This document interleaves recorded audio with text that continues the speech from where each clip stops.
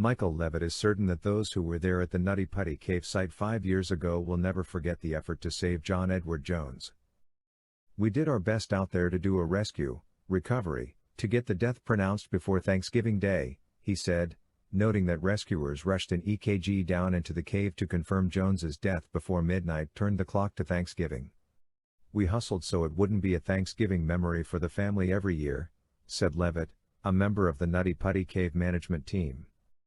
And then another decision about the cave was made. "It is not open and it will never be open again," Levitt said. The once popular recreation site was closed to serve as Jones's final resting place after the 26-year-old died after being trapped inside for 27 hours. Levitt, who was the cave's access manager, was there for the rescue that ended just moments before midnight.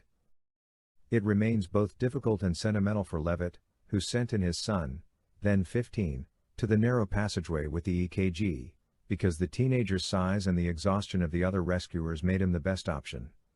A friend ultimately took the device from Levitt's son to confirm Jones's death. Report ad. "It left an indelible imprint on all of our souls, I know that," Levitt said. "It was very tough. And for it not to be a safe rescue, we didn't mind working.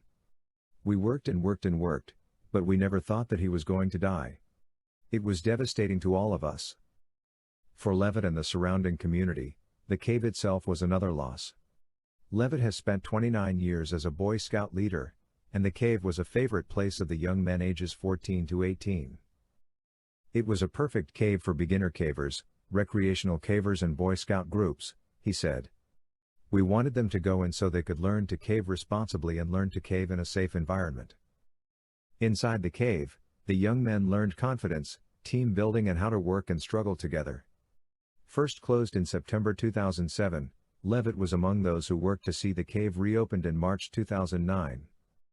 It was only reopened under a management plan with the Timpanogos Grotto that required the entrance to the cave to be controlled by a gate and a reservation system.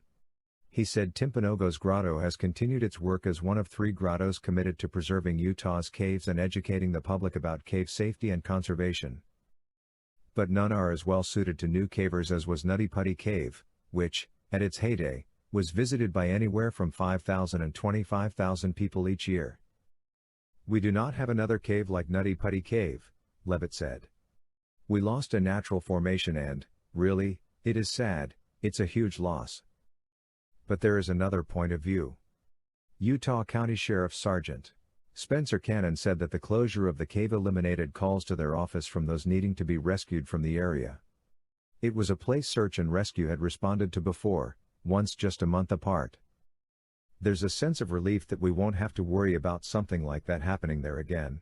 But there were a lot of people who had a lot of enjoyment in that cave," Cannon said. There were many who decried the closure of the cave after Jones's death and others who questioned why it hadn't been closed sooner. Regardless, Cannon said that Jones's death made closing the cave the only logical option. "You would hate to take action on everything because if you cause it to cease existing so you'd never have a problem, we would make everyone stop driving, stop drinking and stop flying," he said, adding that there was a lot of discussion among law enforcement, cave enthusiasts and Utah's School and Institutional Trust Lands Administration about the decision. He, too, noted that he will never forget what happened at the cave. He had been in law enforcement 19 years at the time and had never before seen a situation where someone was alive and uninjured when help arrived and they still ultimately died. "That's the hardest thing to look at on that one, was having someone who was completely alive and vibrant and then was at the opposite end of the spectrum at the end," Cannon said. "I don't think anyone will ever forget, when people ask me what are among the most memorable incidents, that's among the top of the most difficult."